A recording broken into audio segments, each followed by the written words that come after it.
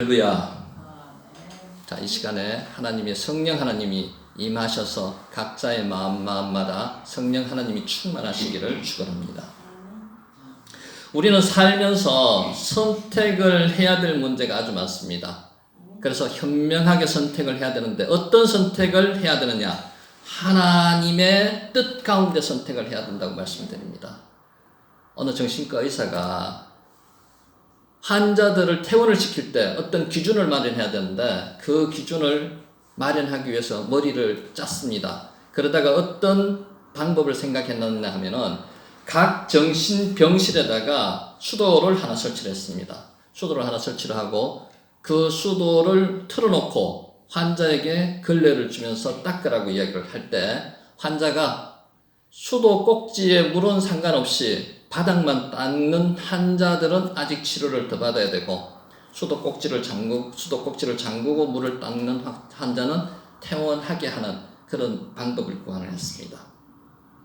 세상의 사람들도 선택을 할 때 아주 현명한 선택을 합니다. 그런데 믿는 사람들은 우리가 선택을 할 때 무엇을 기준으로 선택을 해야 되는지 오늘 하나님께서 우리한테 말씀을 하고 계신 거죠. 무엇을 기준으로 선택을 하라고요? 하나님 위주의 선택을 하라고 말씀을 하십니다. 성경에는 하나님 위주의 선택을 한 대표적인 사람이 룻이라는 사람이 나옵니다. 룻은 시어머니죠. 나오미를 따라서 모압에서 베들레헴으로 나온 여인입니다. 그때 나올 때 뭐라고 이야기를 했는가 하면은 어머님의 따르는 하나님이 내 하나님이요 어머님의 나라가 내 나라라고 이야기하면서 따라 나옵니다. 근데 그의 또 다른 며느리 하나 오르반은 어떻게 했습니까? 세상으로 갔습니다. 그래서 전성에 의하면은 룻은 어떻게 되었는가 하면은 다윗의 정조모가 되었죠. 오르반은 누구의 정조모가 되었는가 하면은 골리앗의 정조모가 되었다는 전성이 있습니다. 하나님을 따르면은 하나님께서 그만큼 축복해 주신다는 말씀입니다. 오늘 예수님 앞에 세 사람이 나타납니다. 세 사람이 나타나서 예수님께서 첫 사람한테는 나를 자기가 스스로 따르겠다고 이야기를 해요. 그랬더니만 예수님이 따르겠다는 사람한테 조금 이상한 동문서답하는 듯한 말씀을 하십니다.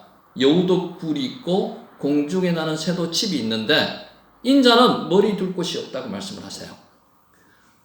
다음 사람은 예수님이 따르라고 이야기를 합니다. 그랬더니만 이 사람이 자기 아버지를 장사 지내고 난 후에 따르겠다고 이야기를 합니다.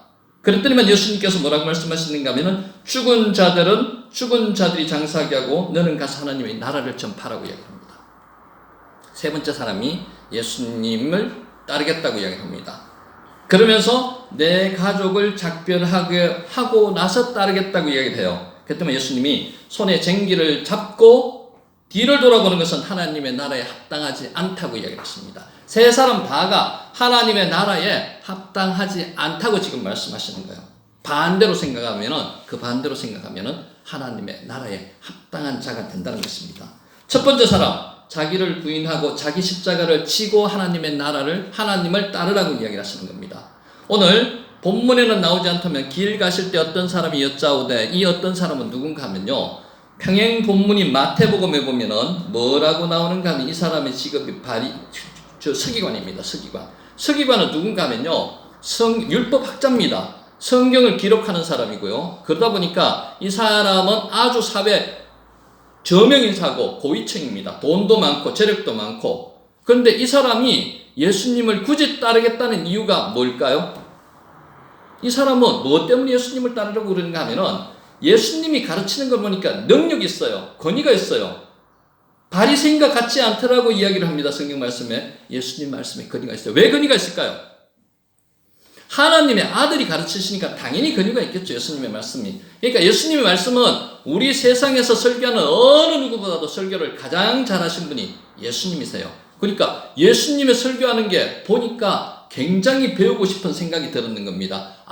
내가 성경적 학식도 있고 지식도 있고 명예도 있고 부도 있는데 내가 이것만 배우면 모든 것을 다 가지게 될 거야. 그래서 예수님을 따르면서 뭘 배우고 싶다고 이야기하는가 하면 예수님의 설교하는 방법 배우고 싶다는 거죠. 예수님을 따라다니면서 어디를 가든지 따르겠다고 이야기해요. 제자들처럼 매일 먹고 자고 예수님과 먹고 자고 하면서 예수님을 따르겠다고 해요. 그래서 예수님이 뭐라고 이야기했어요? 여우도 굴 있고 공중나는 새도 집이 있는데 인자는 머리 둘 곳이 없다고 말씀을 하십니다. 너 이거 감수할 수 있겠어? 예수님이 절대 빈곤층을 이야기하시는 게 아니에요. 예수님은 절대 빈곤이 아닙니다. 예수님도 가버나움에 임시 베이스 캠프가 있었습니다. 집이 있었어요. 그렇지만 이 제자한테 그렇게 따르겠다는 사람한테 그렇게 이야기했는 것은 네가 빈곤하더라도 네가 이것을 감수하면서 나를 따를 수 있겠느냐고 물어보시는 겁니다. 자기를 부인하고 자기 십자가를 지면서 따를 수 있냐고 이야기하시는 겁니다. 그래서 예수님께서 나를 따르려면 제자의 목적은, 따르려는 목적은 뭐라고요? 물질적인 풍요가 아니라고 말씀하시는 거예요. 물질적인 풍요가 아니고 영적 풍성함을 추구하는 자만이 나를 따를 수 있다고 말씀하시는 겁니다. 사도 바울은 어떻습니까? 빌립보서 4장 11절에서 13절 말씀, 내가 궁핍함으로 말하는 것이 아니니라. 어떠한 형편이든지 나는 자족하기를 배웠느니 나는 비천에 처할 줄도 알고 풍부에 처할 줄도 알아. 모든 일, 곧 배부름과 배고픔과 풍부와 궁핍에도 처할 줄 아는 일체의 비결을 배웠노라. 내게 능력 주시는 자 안에서 내가 모든 것을 할 수 있느니라고 말씀하셨습니다. 우리는 세상적인 목적을 가지고 따르면은 눈이 보이는 거, 이익적인 거, 화려한 거, 이런 것을 가지고 이런 것을 보고 따를 수밖에 없습니다. 이것을 보고 따르는 게 어떤 사람입니까? 롯이라는 사람입니다. 아브라함과 롯 사이에 목초지가 한정되어 있으니까 양이 많이 늘어나고 소가 많이 늘어나다 보니까 먹일 풀이 없는 거예요. 그러다 보니까 아브라함이 롯에게 이야기를 합니다. 네가 선택을 하면 나는 이 반대편으로 선택을 하겠다고 이야기해요. 그때 롯이 뭘 보고 선택을 했습니까? 소돔과 고모라 쪽에 보니까 먹일 물이 넉넉하다고 이야기했어요. 인간적인 눈으로 보고 영적인 눈으로 보지 않았어요. 그렇게 선택을 했던 결과가 무엇이었습니까? 소돔과 고모라가 멸망을 당했습니다. 유황불로 멸망을 당했습니다. 그리고 나서 자기 아내는 뒤를 돌아보다가 소금기둥이 되어버렸죠. 인간적인 눈으로 선택을 하지 말고 세상적인 눈으로 선택을 하지 말고 영적인 눈으로 선택을 하라고 말씀하시는 겁니다. 그래서 바울은 세상 모든 것을 배설물로 여겼습니다. 빌립보서 3장 8절에서 9절 말씀, 또한 모든 것을 해로 여기면 내 주 예수 그리스도를 아는 지식이 가장 고귀하기 때문이라. 내가 그를 위하여 모든 것을 잃어버리고 배설물로 여기면 그리스도를 얻고 그 안에서 발견되려 함이니 내가 가진 의는 율법에서 난 것이 아니요 오직 그리스도를 믿음으로 말미암아 것이니 곧 믿음으로 하나님으로부터 난 의라고 말씀하셨습니다. 모든 것을 배설물로 여기고 그리스도만이 진리라는 거죠. 하박국의 고백은 어떻습니까? 주님을 모든 것에 최우선으로 두는 삶이 하박국의 고백입니다. 무화과 나무가 무성하지 못하고 포도나무에 열매가 없고 감람나무에 소출이 없고 밭에 먹을 것이 없으며 우리의 양이 없고 외양간에 소가 없을지라도 나는 여호와로 말미암아 즐거워하며 나의 구원의 하나님으로 인하여 기뻐하리로다고 하박국이 고백을 하고 있습니다. 이 정도 신앙이 되어야 되지 않겠습니까? 왜 하나님을 따르고 왜 예수님을 따르는 거예요? 왜 예수님이 제자가 되려고 하는 겁니까? 내 부귀영화를 위해서 제자가 되려고 하지 말라는 거죠. 영적인 풍성함을 위해서 영적인 풍성함을 위해서 제자가 되라는 겁니다. 다니엘의 세 친구, 이들의 믿음을 본받을 만합니다. 절대적인 믿음입니다. 하나님에 대한 절대적인 믿음. 잡혀갔습니다. 왕의 신상에 절하지 않는다고 잡혀가서 풀무불에 던져지기 일보 직전에 왕에게 뭐라고 말합니까? 왕이요, 우리가 섬기는 하나님이 계시다면 우리를 맹렬히 타는 풀무불에서 꺼내줄 거라고 이야기를 합니다. 설령 그렇게 하지 않더라도 하나님을 저버리지 않겠다고 이야기합니다. 어떤 믿음? 하나님께서 설령 풀무불 안에 들어가더라도 하나님께서 살려주실 거라는 그런 확실한 믿음이 있다는 거죠. 우리가 왜 예수님을 따릅니까? 왜 하나님을 따릅니까? 그런 믿음이 있기 때문에 따르는 거 아니에요. 그런 믿음이 있기 때문에 순교까지도 할 수 있는 거란 말입니다. 그래서 첫 번째 제자한테 예수님께서 뭐라고 말씀하시는가 하면은 자기를 부인하고 자기 십자가를 지고 따르라고 이야기를 합니다. 세상 부귀영화를 위해서 활용하지 말라는 겁니다. 예수님을 충동적, 계산적으로 따르지 말라고 말씀하시는 거예요. 두 번째 사람은 어떻습니까? 이 사람은 예수님의 제자 중에 한 사람입니다. 마태복음이 그렇게 나와요. 예수님의 따르는 제자 중에 한 사람입니다. 12제자 중에는 안 들어가는 거고요. 예수님의 제자가 70제자도 있고요. 예수님의 따르는 많은 무리가 있었습니다. 그 제자 중에 한 사람이 나로 먼저 가서 내 아버지를 장사하게 하옵소서라고 이야기를 합니다. 두 가지로 해석할 수 있어요. 장사를 하겠다는 게 지금 아버지가 돌아가셔가지고 장사를 드리고 장사를 지내고 와서 예수님을 따르겠습니다라고 해석을 할 수도 있고요. 또 다른 주류적인 해석은 지금 이 사람은 장례를 당하지 않았습니다. 아버지가 돌아가시지 않았어요. 아버지가 상태가 아주 안 좋거나 아주 안 좋지 않더라도 고령이거나 이제 곧 아버지가 돌아가실 때가 다 되었는 것 같습니다. 예수님이 특별히 이 사람 보고는 따르라고 이야기했습니다. 자기가 따르겠다고 이야기했는 게 아니고 그랬더니만 예수님 따르기는 따르겠는데 제가 우리 아버지 장례 지내고 와서 따를게요라고 이야기합니다. 장례를 아직 안 당했다고 해석하는 게 맞을 것 같습니다. 이런 상태에서 지금 예수님 조금만 기다려주세요. 아버지 장사 지내고 와서 따를게요. 이렇게 이야기를 하면은 뭐가 되는 겁니까? 인척과 친척과 내 연고에 다 매여가지고 지금은 못 따르겠습니다라고 예수님을 거부하는 겁니다. 예수님의 제자들이 예수님 따를 때 한번 생각해 보세요. 베드로, 야고보, 요한 따를 때 어떻게 따랐습니까? 거물과 배와 다 버려두고 따르지 않습니까? 그렇게 따르라고 지금 이야기하는데 지금 잠깐만 기다리세요라고 이야기합니다. 우리 유대인의 상 문화를 한번 생각해 보시면, 장례 문화를 한번 생각해 보시면요, 예수님이 상 당한 사람 보고 이렇게 따르라고, 아버지 지금 상 지내지 말고 오라고 이렇게 이야기하실 분이 아니에요.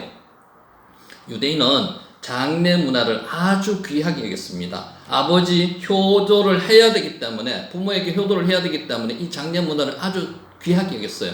그렇기 때문에 이 장례 문화는 무엇보다도 장사를 지내고 나서 모든 일을 하게 율법적으로 되어 있습니다. 그런데 이 사람 보고, 장례를 지내야 되는 사람 보고 따라오라고 이야기는 안 했었을 거고요. 장례가 있으면 당연히 해야죠. 그런데 돌아가시기 전에 아직 시간이 남아있으니까 그 시간에 못 따르겠다는 것은 내 인간적인 관계에 의해서 내 인간적인 관계를 못 끊고 못 따르겠다는 겁니다. 아브라함 한번 생각해 보셨습니까? 아브라함이 이제 이삭이 어느 정도 커가지고 아주 이제 움직일 정도 되고, 이제 하느님이 말씀하셨는 것처럼 바다의 모래와 같이 하늘의 별과 같이 번성하게 만들어 주실 거라는 꿈을 꾸고 있었는데 어느 날 나타나셔가지고 모리아 산에서 이삭을 제물로 바치래요. 그 이야기를 듣고 아브라함의 하는 행동을 한번 생각해 보시기 바랍니다. 아침 일찍 일어났습니다. 저녁에 자면서 부인하고 사라하고 상의 안 했습니다. 일찍 일어나서 종 2명 데리고 땔감하고 불을 들고 3일을 걸어가지고 모리아 산으로 갔습니다. 만약에 부인이랑 상의를 했으면 어떻게 될까요? 아마 힘들었을 겁니다. 영적인 일을 판단할 때는 가까운 사람이라도 의논을 하지 말할 수도 있어야 된다고 이야기합니다. 그만큼 결단력이 있어야 된다고 이야기하는 거죠. 관습과 인습까지도 극복을 하라는 겁니다. 그래서 유대인들 제사장은 대제사장은요, 아버지가 돌아가시거나 어머니가 돌아가시더라도 그 시체에 손을 대면 안 되게 만들어놨습니다. 그래서 이마만큼, 이렇게까지는 아니더라도 이렇게만큼이라도 관습과 인습을 무시하라는 겁니다. 관습과 인습보다는 하나님을 따르는 영적인 일이 더 중요하다는 것입니다. 그래서 두 번째 이야기가, 예수님이 이 사람 보고 무슨 말씀을 하시는가 하면은 영적으로 중요한 일부터 먼저 하라고 말씀을 하시는 거죠. 지금 세상도 마찬가지입니다. 내 육체적인 부분, 세상적인 부분과 영적인 부분이 마주치면 어떤 부분을 먼저 선택을 하느냐고 저희한테 물으시는 거예요. 그때 우리는 뭐라고 대답을 해야 되는가 하면요, 영적인 부분을 먼저 선택을 하고 주님을 따르겠습니다. 그런 사람만이 하나님의 나라에 합당한 사람이라고 이야기를 하시는 겁니다. 마지막으로 세 번째 사람한테 예수님께서, 이 사람은 주여 내가 따르겠나이다마는 나로 먼저 내 가족을 작별하게 허락하소서라고 이야기를 합니다. 내 가족을 먼저 작별하고 따르겠다요. 이 모습이 비슷하지 않습니다? 쟁기를 예수님께서, 여태 쟁기 이야기를 합니다. 예수님께서 이르시되 손에 쟁기를 잡고 뒤를 돌아보는 자는 하나님의 나라에 합당하지 아니하리라 라고 이야기합니다. 우리 뭐 요새 사람들은 쟁기를 잘 모릅니다만은 저는 쟁기를 봤어요. 저 선생님 쟁기 보셨죠? 쟁기. 쟁기가 두 가지 종류가 있어요. 쟁기가 소 한 마리가 모으는 쟁기가 있고요. 소 두 마리 모으는 쟁기가 있어요. 그래서 결이라고 이야기합니다. 결이는 멍에가 양쪽으로 쌍으로 되어 있는 거예요. 그리고 한 개 모으는 거는 멍에가 하나로 되어 있고, 그래서 멍에가 두 개로 되어 있는 게 어디서 나타나는 것만, 엘리야가 엘리사를 부를 때 두 결이, 12결이 소를 몰았다고 이야기해요. 12결이 소는요, 결이가 12개면 24마리입니다. 엄청나게 크게 몰았는 거죠. 그 몰 때 불렀어요. 그래서 엘리야가 엘리사를 부를 때 모습 한번 생각해 볼까요? 사밧의 아들 엘리사를 부를 때 12결의소를 앞세우고 쟁기를 갈고 있었어요. 땅을 갈고 있었어요. 그때 이 사람도 마찬가지 뭐라고 이야기를 했는가 하면은 엘리야한테 엘리사가 집에 가서 작별 입맞춤을 하고 오겠다고 이야기를 합니다. 허락을 했습니다. 허락을 했더니만 나머지 12결의소를 두 마리를 잡아가지고 화목제로 제사 지내고 이것을 다 동네 사람한테 나누어 먹고 엘리야를 따랐습니다. 오늘 이 사람하고는 차이가 있습니다. 오늘 이 사람하고는 차이가 있어요. 자, 여기서 쟁기를 메고 가는데, 밭을 가는데 뒤를 돌아보면 어떤 현상이 일어날까요? 쟁기는요, 깊숙이 넣어야 됩니다. 깊숙이, 땅 깊숙이 넣어야지 땅이 갈립니다. 땅이 갈려가지고 땅이 이제 고랑이 생기는 거죠. 근데 뒤를 돌아보면요, 깊숙이 못 갑니다. 삐뚤삐뚤해집니다. 더 중요한 것은 뒤를 돌아본다는 말은요, 일을 하기 싫다는 말입니다. 내가 이제 얼마나 가는가 이렇게 도는 게 뒤를 돌아다 보는 거예요. 일을 하기 싫으니까 그렇습니다. 예수님께서 말씀하시는 게 쟁기를 잡고 뒤를 돌아보는 나는 하나님 나라에 합당하지 않다고 이야기합니다. 두 마음 갖지 말라는 겁니다. 뒤돌아보지 말고 앞만 보고 현실에 충실해서 현실에 최선을 다하고 이렇게 해야지만이 하나님 나라에 합당한 사람이라는 겁니다. 우리 믿는 사람도 마찬가지입니다. 우리 예수님께 믿으면서 해서 예수님 회개하면서 해서 내 구원받음으로 해가지고 모든 죄가 다 사해졌습니다. 그런데 옛날 죄 가지고 계속 지금도 회개하면서 그것을 정죄하면서 지내는 사람이 많습니다. 뒤돌아보지 말아야 된다는 거죠. 한번 구원을 받고 한번 해결을 하고 구원을 받았으면 옛날에 죄는 도말되었습니다. 깨끗이 사해졌습니다. 왜 그것 때문에 계속 고민하고 괴로워하고 기도하고 하는 겁니까? 왜 그렇습니까? 그렇지 말라는 거예요. 옛날 거는 옛날 거대로 모든 것이 다 끝났으니까 이제 앞만 보고 현실에 충실하면서 가라고 지금 말씀을 하시는 겁니다. 하나님 나라는 뒤돌아보면 갈 수 없는 나라가 하나님 나라입니다. 앞만 보고 가야 됩니다. 앞이 미래가 창창합니다. 왜 자꾸 뒤돌아보고요? 옛날 일을 생각하는 얘기죠. 우리 출애굽한 이스라엘 민족을 한번 생각해 볼까요? 출애굽을 했습니다. 홍해도 건넜고요. 십계명도 받았습니다. 율법도 받았습니다. 그런데 이들은 어려움이 닥칠 때마다 애굽을 동경합니다. 왜 그랬을까요? 지금 당장 닥친 어려움이 싫거든. 목이 말랐습니다. 물이 썩습니다. 목이 마르고 물이 썩어 하다 보니까 누구한테 불만이 생기는 거예요? 자기들을 출애굽시킨 모세한테 불만이 생겼는데 그 불만이 누구의 불만이에요? 모세에 대한 불만이 아니에요. 하나님에 대한 불만입니다. 왜 우리를 애굽에서 죽이시지 않고 애굽에 편안하게 놔두시지 않고 이 광야로 끌어가지고 우리를 왜 죽이십니까? 왜? 뭐 때문에 이렇게 이야기할까요? 뒤를 돌아보는 거예요. 이제 애굽을 끝났습니다. 애굽은 우리를 노예로 삼던 그 애굽에서 우리가 나왔어요. 이제 애굽은 없는 겁니다. 우리한테. 그 애굽이 없는데 지금도 애굽을 바라고 동경하고 있는 이 이스라엘 민족. 다른 민족과 싸움이 일어났습니다. 싸움이 일어날 때 왜 우리를 이렇게 어려운 험지로 몰아넣습니까? 거기 가만히 편안하게 종으로 살게 내버려 두죠. 지금 그거하고 똑같은 겁니다. 자꾸 애굽을 동경하는 거예요. 애굽 동경하라는 말, 하지 말라는 말씀입니다. 두 마음을 품지 말고 하나님만 보고 가라는 겁니다. 누가복음 17장 보면은 바리새인이 예수님께 묻습니다. 하나님의 나라가 어느 때 임하니까 묻습니다. 여기서 자기들이 어디입니까? 안 물었습니다. 하나님의 나라가 언제 임하느냐고 물었습니다. 이들이 묻는 하나님의 나라는 종말적인 하나님의 나라를 이야기합니다. 하나님의 나라, 그러니까 우리 말세가 되어서 종말이 되어서 하나님의 나라, 천국이 언제 임하느냐고 지금 그렇게 묻습니다. 그런데 예수님이 뭐라고 말씀하셨는가 하면요, 하나님의 나라는 볼 수 있게 임하는 것이 아니요 여기 있다 저기 있다 못하느니 하나님의 나라는 어디 안에 있다? 너희 안에 있다고 이야기를 합니다. 여기서 문맥상 너희 안에는 여기서 바리새인이 묻고 있는 겁니다. 바리새인들 너희 안에 있다고 이야기하는 게 아닙니다. 너희 내부에 마음속에 있다고 이야기하는 게 아니에요. 문맥상의 너희 안에는 바리새인들 중간에서 이야기를 듣고 있는 예수님 안에 있다고 이야기하는 겁니다. 예수님에게 있다고 이야기하는 겁니다. 자, 묻습니다. 권사님, 하나님의 나라가 어디 있습니까? 라고 물으면 뭐라고 대답합니까? 내 안에 있습니다. 안에 있습니다. 왜? 예수님이 내 안에 있기 때문에 하나님의 나라는 내 안에 있습니다. 하나님의 나라를 두 가지로, 천국을 두 가지로 생각해야 돼요. 종말적으로 임하는 하나님의 나라는 우리가 언제 임할지 모릅니다. 천국이죠. 그런데 현실에 있는 하나님의 나라도 있어요. 현재 있는 하나님의 나라는 내 안에 있습니다. 우리가 개인적인 종말로 가는 나라도 천국이 하나님의 나라가 있지만 그건 말고, 종말에 임하는 하나님의 나라, 그 하나님의 나라 말고 현재 우리에 있는 임하는 하나님의 나라가 있다는 말씀입니다. 어떤 나라입니까? 하나님이 왕이 되시고, 하나님이 제사장 되시고, 예수님이 제사장 되시고, 예수님이 선지자 되신, 예수님이 왕이신 나라, 그게 우리 안에 있는 하나님의 나라라고 지금 말씀하시는 겁니다. 믿지 않는 사람도 하나님의 나라는 아니지만은 천국을 자기들이 만들 수 있다고 이야기를 합니다.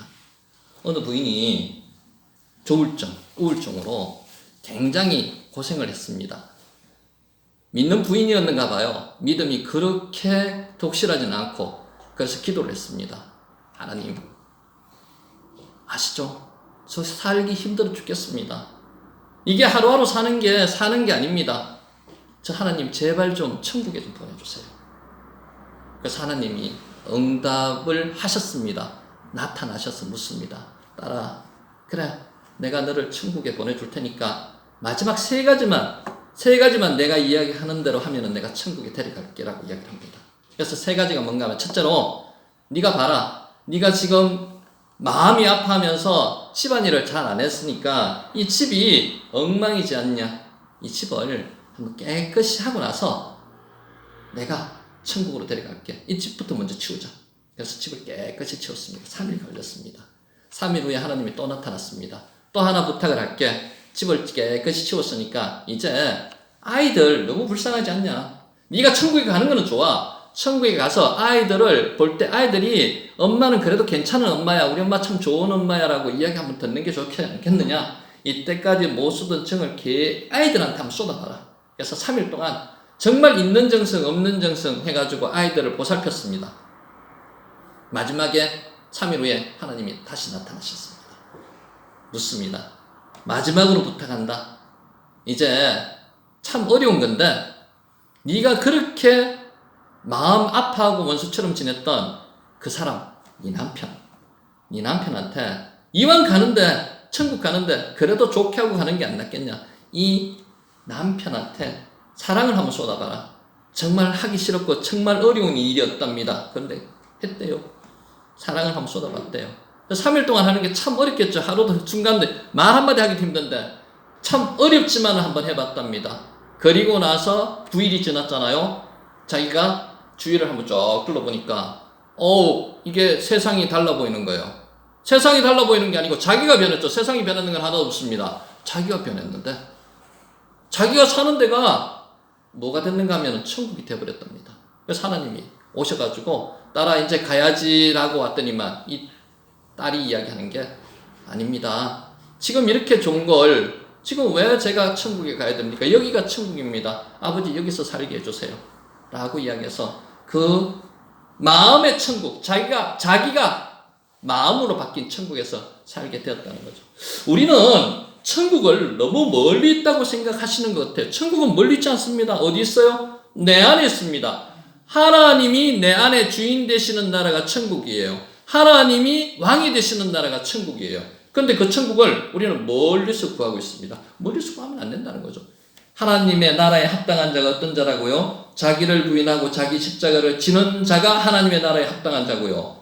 두 번째, 하나님의 나라에 합당한 자는 영적인 중요한 문제, 영적으로 중요한 문제, 그것부터 먼저 하는 나라가 하나님의 나라라는 거고요. 세 번째, 두 마음을 품지 않고 뒤돌아보지 않고 앞을 보고 전진하는 나라 자만이 하나님의 나라에 합당한 자라고 이야기를 합니다. 이게 다 뭡니까? 내 마음속에 있어요. 내 마음속에. 내가 결정하기 나름입니다. 아까 제가 말씀드렸듯이 세상에 있는 사람들은 하나님의 사람이 아닌 세상의 사람들은 정말로 자기가 처신하는 것은 명확하게 현명하게 판단을 하고 따라갑니다. 그런데 하나님의 자녀인 우리는 이런 부분에서 선택을 잘 못해요. 이거 할까 저거 할까 선택을 하다 보면 뭘 선택을 합니까? 결국에는 세상 것을 선택을 해요. 왜? 지금 당장 세상 것은 즐거워 보이고 세상 것은 기뻐 보이고 세상 것은 커 보이죠. 근데 하나님의 나라를 선택을 하려고 그러니까 하나님의 나라는 뭘 해야 된다고요? 자기를 부인하고 자기 십자가를 지어야 된다고 하는데 누구 이렇게 하고 싶은 사람이 누구 있어요? 자기 십자가를 지고 싶은 사람은 아무도 없습니다. 그런데 하나님은 자기를 부인하고 자기 십자가를 지는 사람만이 하나님의 나라에 합당한 사람이라고 이야기를 합니다. 우리 세 가지 이야기를 했습니다. 하나님의 나라에 합당한 사람. 하나님의 나라에 합당한 사람, 이거 우리 힘으로 할 수 있습니까? 전도사님, 하나님의 나라에 합당한 사람인데 자기 부인하고 자기 십자가 지는 건 내 마음대로 할 수 있어요? 못해요. 힘은 들어요. 왜 못할까요? 내한테 그만큼 능력이 없어요. 누가 힘을 주셔야 돼요? 하나님이 힘을 주셔야지만이, 성령님이 내 안에 함께 하셔야지만이 하나님의 나라에 내가 합당한 사람이 된다는 거죠. 그래서 우리가 뭘 하는 겁니까? 말씀 보고 기도하고 하는 게 이것 때문이라는 거죠. 오늘 우리는 하나님께 구해야 됩니다. 하나님의 나라가 합당한 사람이 내가 되기 위해서 성령 받게 해달라고 하나님께 구해야 됩니다. 이래야지만이 우리가 하나님의 나라에 합당한 사람으로 하나님의 나라에 들어갈 수 있습니다. 오늘 저와 여러분은 하나님의 나라에 합당한 사람이 되기 위해서 노력하는 것보다 하나님의 사람에 합당한 사람이 되도록 성령의 은혜를 받자고 성령의 은혜를 받고 그런 사람이 되기를 간절히 축원합니다. 기도드리겠습니다. 아버지 감사합니다. 오늘 저에게 하나님의 나라에 합당한 사람이 어떤 사람인가에 대해서 주님께서 말씀하셨습니다.